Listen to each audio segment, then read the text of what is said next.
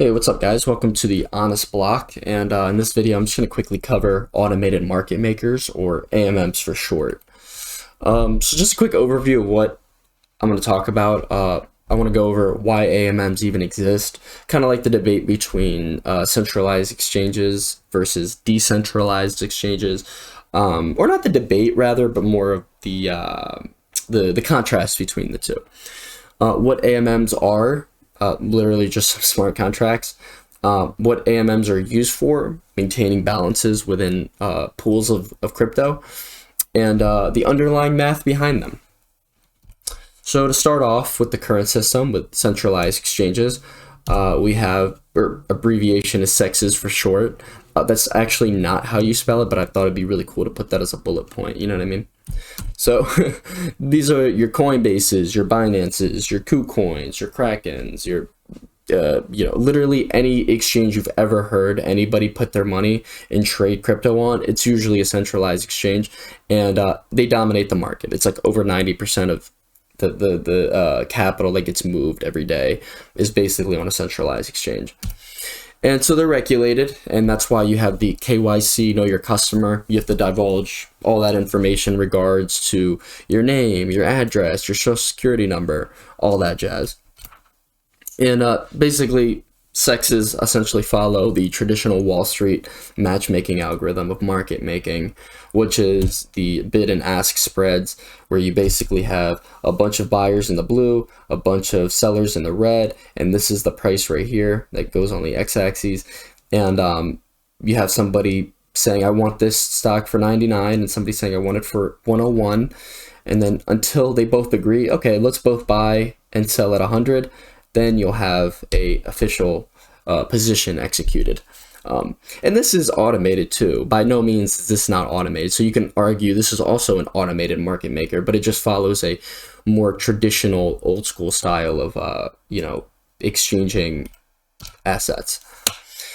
And another issue with centralized exchanges, or not issue, but just one of the qualities about them is they're custodial. So you don't own the keys, and therefore you technically do not own the coins. They are the custodian to your keys.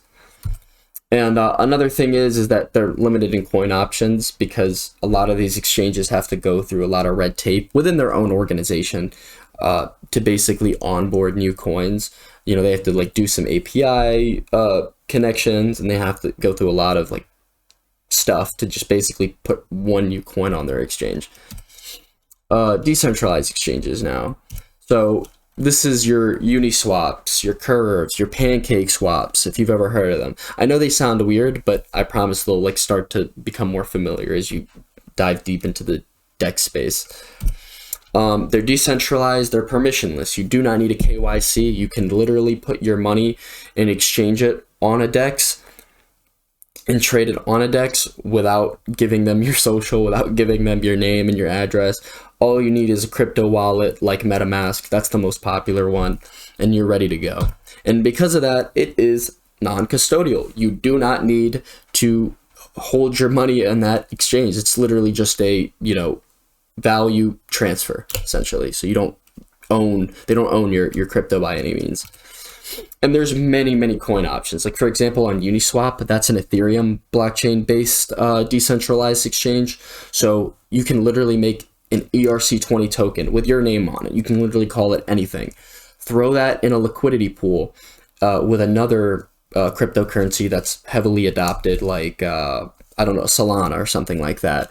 And then if enough people put their money in it, it can officially be traded on that liquidity pool. It's literally that simple. So you can get essentially any coin you want on a DEX so fast, so quick. It doesn't have to go through all that regulation within an organization. And so I'm talking about liquidity pools. What are they? Super simple. It's literally just a pool of money with two cryptocurrencies. So in the blue, you have Bitcoin and Ethereum. In the red, you have Cardano and Ripple. In the green, you have Solana and Polkadot. They're literally just pools of money with specifically two cryptocurrencies. But you have to keep this in your mind whenever you think about liquidity pools.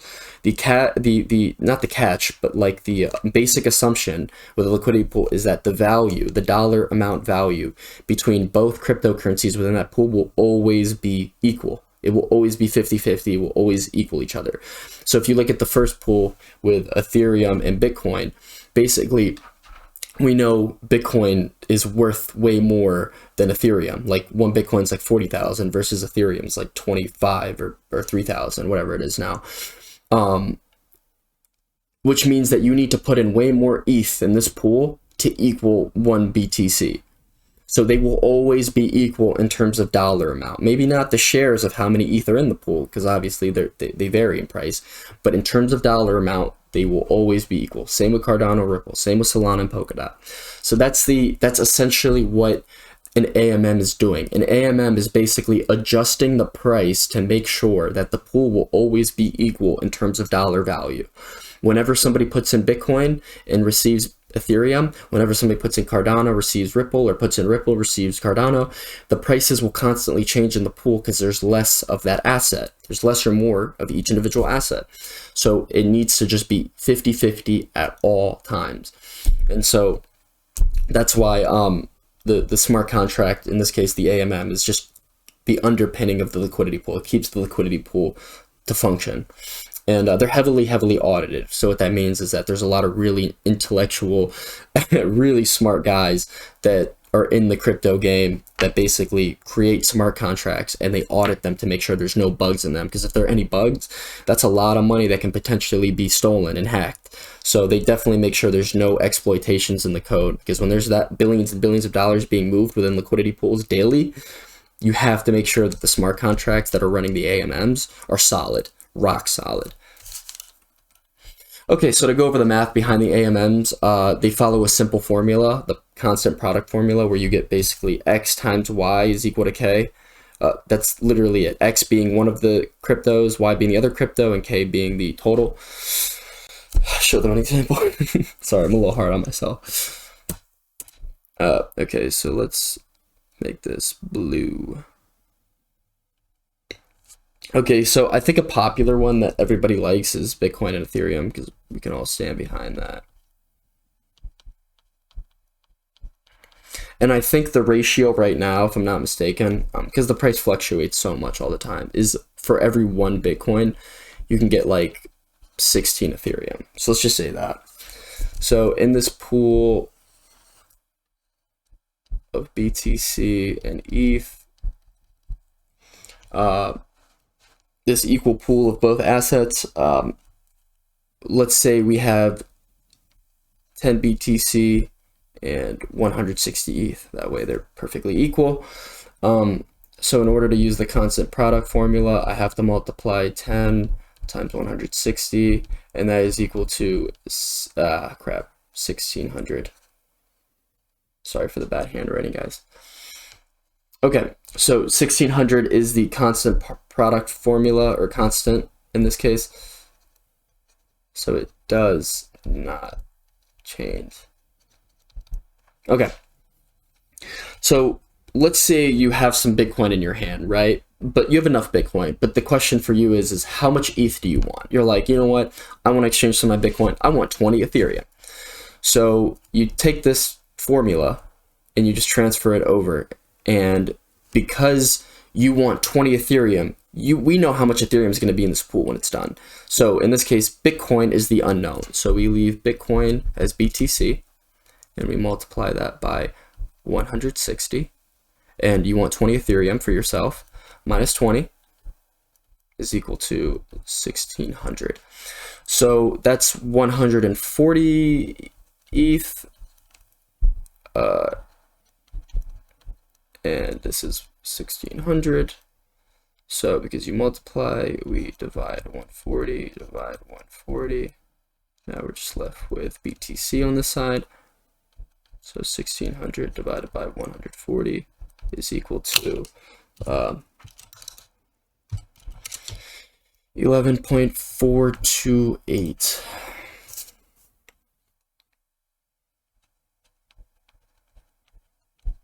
Okay, so that is how much Bitcoin will now be in the pool. Earlier, there were 10 Bitcoin in the pool. Now there's 11.428, which means that you have to subtract 11.428 minus 10, because that's how much was originally in the pool, and you get 1.428. So you, the crypto user who wants to make this exchange has to put in 1.428 Bitcoin in this liquidity pool in order to get the 20 ETH that you wanted.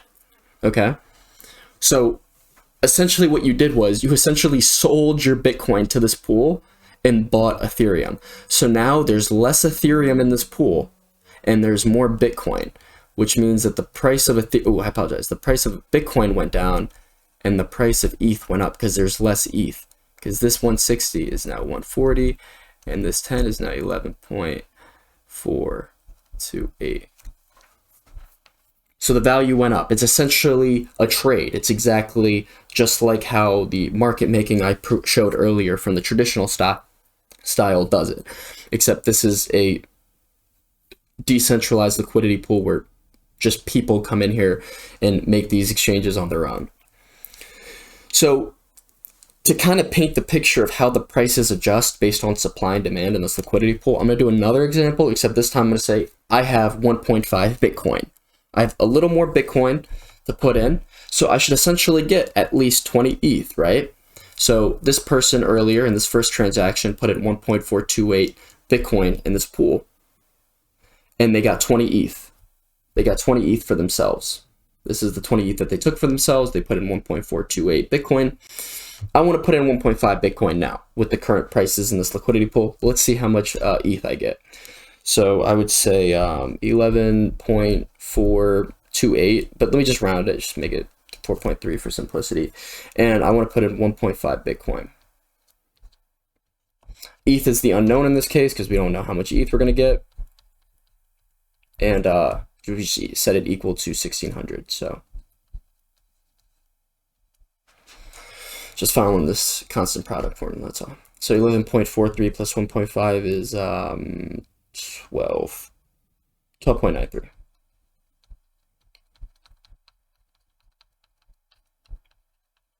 Okay.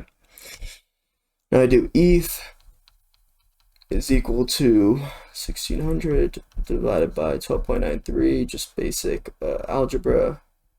And what is that? 123.74.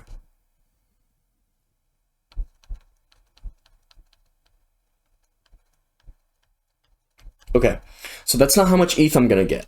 That's not how much ETH I'm gonna get. That's way too much ETH. That's like literally the entire pool. That's how much ETH is in the pool. So what I do is I take the number, from the newly adjusted number from that last transaction, in this case 140, and I subtract 140 minus 123.74, and that is equal to 16.26, I think. Yeah, that's right, 16.26. That's how much ETH I'm going to get. This is how much is in the pool now. So that's weird. Why did I only get 16.26 ETH? Like, why? Why did I only get that for myself? When literally the dude before me made a transaction and got, with 1.428 Bitcoin, literally less Bitcoin than me. I put in 1.5, they put in 1.4. And they got more ETH than I did. What's up with that? Well, back to my point I made earlier. Because you're putting in Bitcoin in this pool, you're adding more Bitcoin. When you add more of something, the price goes down. It's kind of like a form of inflation. And then when there's less of something, in this case ETH, it's deflationary. So the price goes up because it's more valued in this liquidity pool. So I put in, so now instead of 11.426, there is 12.93. So there's more Bitcoin, and now there's less ETH. 123.74. So this is the new 12.93 Bitcoin, 123.74 ETH. So in order to keep this liquidity pool 50-50 and even in terms of dollar value, the AMM, the automated market maker in the background, is doing all this math, and it's essentially saying, okay, now the new price of Bitcoin is X amount, because this is how much Bitcoin is in here. And the new price of ETH is Y amount because this is how much ETH is in here now. You're essentially selling your Bitcoin and buying ETH, which lowers the price of Bitcoin and raises the price of ETH. So that's essentially what's going on. All this math I just showed is literally what an automated market maker is doing. Like on Uniswap, for example, they use this exact formula: the X times Y is equal to K. Obviously, they're not accounting. I'm not accounting for the variable of fees, which is really small, but they handle all of that. So I didn't need to go over that with you. I just want to show on the back end what's going on. It's literally just some basic algebra that adjusts how much each Ethereum or each Bitcoin or each cryptocurrency within that pool costs based on how much money is going inside and outside. And so you're probably thinking in your head, well, hold on. If the price of Ethereum has basically shot up this much and the price of Bitcoin has gone down this much, like per Bitcoin in this pool, per Ethereum in this pool, have adjusted this much, does that mean that I can go in and I can buy more ETH or buy more Bitcoin at a bargain?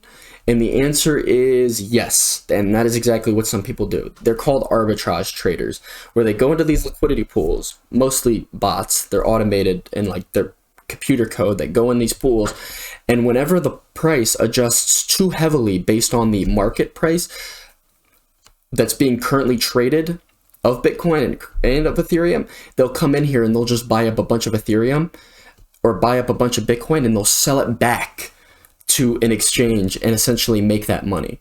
They'll buy the Bitcoin at a really cheap price, pull it out of the liquidity pool, and sell it to like Coinbase or something at a higher price. That's essentially what they do. It's like a form of arbitrage trading. And so you'll have people in here that essentially make money scraping pennies and cents off of every little transaction to keep the price almost exactly the same to the actual market. So the prices in these liquidity pools, especially the popular ones like Bitcoin, Ethereum, are heavily, heavily, heavily tied to the actual market price. Like that, it just people just want to make that dollar. So in turn, it keeps the price almost perfect. So that's essentially what an automated market maker does on the back end. That's it. Nothing more, nothing less. And yield farming. So yeah, to go over yield farming really quickly, I just was gonna say that essentially if you provide liquidity for a liquidity pool, like in here, you're the one that, instead of making an exchange and going in here and saying, I wanna, get 20 ETH for this many Bitcoin, you're just like, let me put in my Bitcoin, let me put in my ETH and just leave it in here so other people can make those transactions. Because nobody can make a transaction if there's no money in here. That transaction that we just made, those two transactions we made, was assuming that there's money in here. And that money didn't come out of thin air. That money came from people. And so that money comes from yield farmers. And those yield farmers essentially are liquidity providers. They go in these liquidity pools and they just put their money in there and they just let it sit. And they make a percentage of the share of the fees. So however much they put in the liquidity pool, they take from the fees of the liquidity pool, a percentage of it based on how much they put in. So you're essentially providing the engine of the funds for the smart contract to autonomously market make. You are essentially the market maker whenever you yield farm.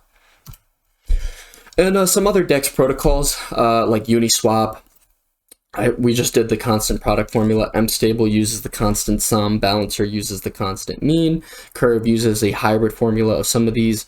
But that's not what you need to get caught up on. Just focus on the fact that they use a formula, and the automated market maker, in this case the smart contract, implements that formula, one of these formulas, and essentially keeps the price balance within each liquidity pool. That's really it. It's that simple. Oh yeah, DEX aggregators. I just wanted to briefly talk about this. I know I'm kind of going a little bit off topic about the video, but it's still in the same realm of what AMMs are all about. These DEX aggregators essentially take liquidity pools. And so let's say I have, if you've ever heard of Floki, for example, like I want to buy Floki, which is a really, really, really niche cryptocurrency. And I think it got popular because Elon Musk named his dog Floki, and this was during the Dogecoin Shiba Inu craze. Where it was like, this is the next big, doggy coin. You know what I mean? It's going to be the next big one with a puppy face on it. And so let's say you have some Solana, for example, right? Solana is a mainstream cryptocurrency, and you want to exchange your Solana for Floki coin. But there's no liquidity pool specifically. Oh my god, I'm so bad at making it perfectly even. There we go. So there's no liquidity pool with Solana and Floki. okay? Because there's not going to be a liquidity pool for every 2 cryptocurrencies. You would literally have an insane amount of liquidity pools, because it's just basic math, you know, to have one name touch another name, touch another name, touch another name. So it won't work. So what you do is instead of having this, because this doesn't exist, or at least I don't think it does, you'll have Solana. You can do an exchange for Solana with Ethereum, and Ethereum with, let's just say, Ripple. And Ripple there's a liquidity pool with Ripple and Floki. So you have some Solana, you want some Floki coin because you think that's the next big thing. So in order to make that exchange, you have to exchange your Solana for Ethereum, your Ethereum for Ripple, and then your Ripple for Floki. That's how it's done. And a DEX aggregator essentially provides this for you. They give you a roadmap of, hey, you want to exchange your Solana for some Floki? This is how you do it. You got to go from here to here to here to here. They do that for you. It's like Trivago or Kayak. I wrote that here. And the other, you know, the stupid commercials with the was that Aflac? Or no, that's an insurance company. Like, you know, those commercials where they basically say you want the best rates on airline flights. You gotta, you know, we curate and we aggregate, hence the word aggregator. We aggregate all that data for you, and they don't just aggregate it for you. They actually give you really good rates on which decentralized exchange gives you the best fees, which DEX best fees. They do that for you. They literally give you roadmaps. Like, if you really want to do this, go from Solana to ETH on Uniswap, then go from ETH to the Ripple on another exchange, and then from that exchange go to Floki, and they'll just give you the roadmap. And that's essentially what it is. I think the most popular one at the moment is called 1inch, and they essentially aggregate all that data and give you like a good idea of how to go about it, because there's so many liquidity pools, there's so many decentralized exchanges, so they do a good job of curating that data for you. So yeah, so I hope I you know, gave you a little bit of a better understanding of what AMMs are. Literally just a smart contract that computes some math on the back end to make sure that the liquidity pools are constantly even. And that's really about it. And I hope you learned a little bit more about decentralized exchanges, liquidity pools, and I hope next time I can cover some more cool topics. Appreciate it.